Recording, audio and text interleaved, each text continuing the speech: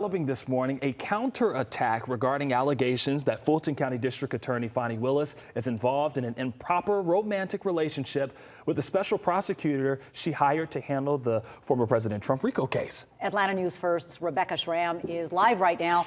Rebecca's at the Fulton County Courthouse. Rebecca, the district attorney, had some pretty harsh words for the special prosecutor's estranged wife. That's right, Gervier and Brooks, good morning to you. And it happened in the form of a court filing in Cobb County, where the divorce case is. Fulton County District Attorney Fani Willis claims that her special prosecutor's estranged wife is using the legal process to try to harass and embarrass her.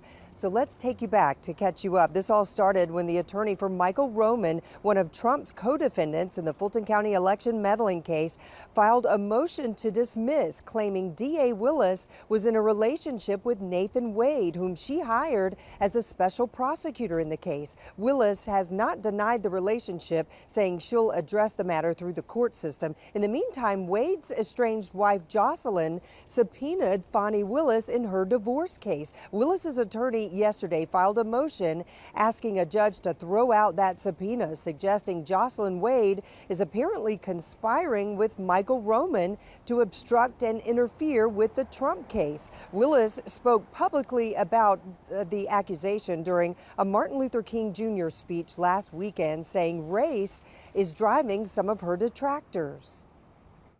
I appointed 3 special counsel, as is my right to do. Paid them all the same hourly rate. They only attacked one.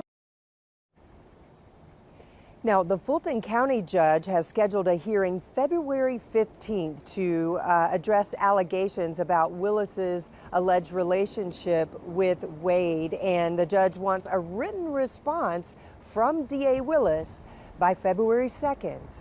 Live at the Fulton County Courthouse, Rebecca Schramm, Atlanta News First.